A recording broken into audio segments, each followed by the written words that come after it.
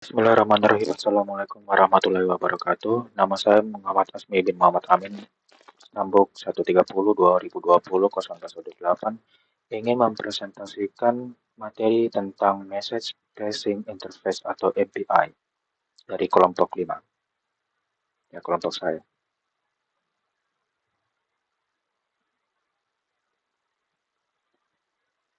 Pertama saya ingin menjelaskan tentang pengertiannya, yang adalah sebuah standar komunikasi yang digunakan dalam pemrograman paralel untuk membuat program yang dapat berjalan secara paralel di komputer super, cluster, atau sistem terdistribusi lainnya.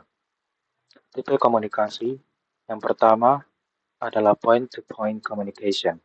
Adalah komunikasi yang paling sederhana di mana akan melibatkan sepasang proses yang saling bekerja sama.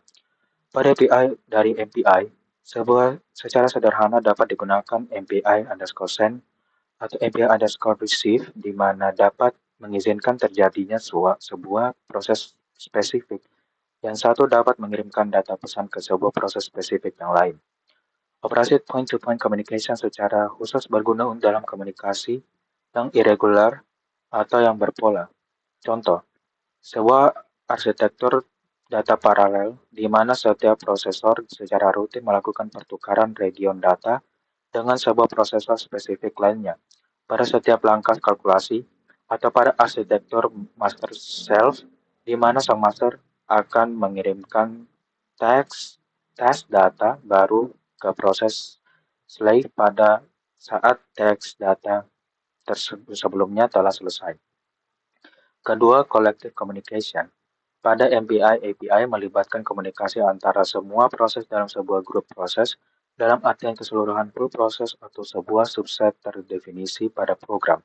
Fungsi interface yang sederhana dapat berupa MPI underscore bcast atau broadcast yang melakukan pengiriman data dari sebuah proses ke semua proses lainnya pada grup, dan fungsi API underscore reduce untuk melakukan kebalikannya.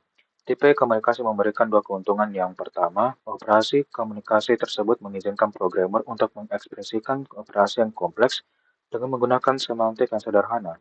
Kedua, implementasi dapat melakukan pengoptimasian operasi melalui cara yang tidak disediakan oleh tipe operasi point-to-point communication. Tujuan MPI. Pertama, MPI akan menjadi sebuah library untuk membangun program aplikasi dan bukan distributed operating system. Kedua, MPI akan mendukung thread safe yang penting dalam symmetric multiprosesor pada lingkungan jaringan komputer yang heterogen. Ketiga, MPI akan mampu untuk mendeliver high performance computing. Keempat, MPI akan bersifat modular untuk mengekselerasi development pustaka paralel yang portable. Kelima, MPI akan bersifat extensible, di mana dapat terus dikembangkan dan memenuhi kebutuhan komputasi yang akan datang. Keenam, MPI akan mendukung heterogeneous komputasi. Ketujuh, MPI akan memiliki semantic behavior yang telah terspesifikasi dengan jelas sehingga dapat menghindari beberapa permasalahan kritis seperti race conditions, deadlock, dan sebagainya. Fitur MPI di sini ada 4. Yang pertama, pemetaan proses. MPI memungkinkan programmer aplikasi untuk menentukan bagaimana proses paralel didistribusikan ke komputer fisik. 2. Pemindahan data. MPI menyediakan berbagai fungsi untuk mengirim dan menerima data antara proses paralel.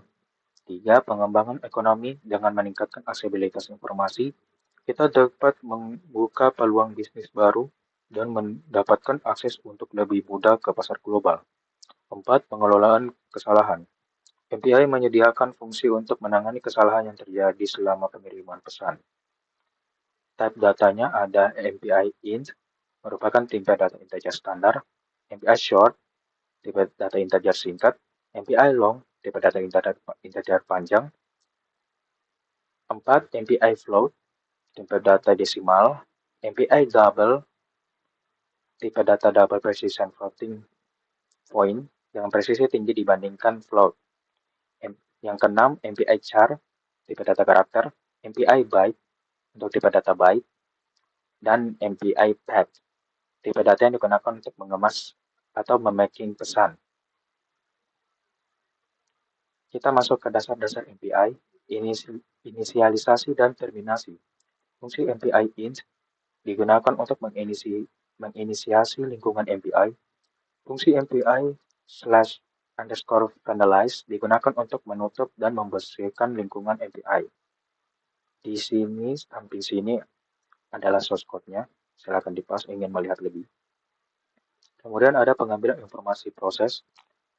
Ada MPI_count_size untuk mendapatkan jumlah total proses. Lalu ada MPI_com_rank untuk mendapatkan rank atau identifier suatu proses. Di sini ada shortcut-nya lagi. Kemudian ke komunikasi MPI. Ada pengiriman dan penerimaan pesan. Ada dua, yaitu MPI_send untuk mengirim pesan dan MPI_receive untuk menerima pesan. Di atasnya ada source code-nya. Silakan di-pause untuk melihat lebih. Kemudian masuk ke broadcast. Ada MPI_broadcast digunakan untuk menyebarkan data dari suatu proses ke semua proses lainnya. Bisa lihat source code di samping. Kemudian masuk ke reduksi. Ada MPI_reduce untuk digunakan mengumpulkan hasil perhitungan dari semua proses ke satu proses. Di atas ini ada source code-nya dan MPI_reduce-nya digunakan pada bagian paling bawah. Kesimpulan yang kita bisa ambil adalah MPI adalah standar pemrograman yang penting untuk pemrograman komputasi paralel. MPI menyediakan serangkaian fungsi dan rutinitas yang efisien dan kuat untuk komunikasi antar proses. MPI dapat digunakan untuk mengembangkan aplikasi komputasi paralel yang kompleks dan efisien. Sekian dari saya dan wassalamualaikum warahmatullahi wabarakatuh.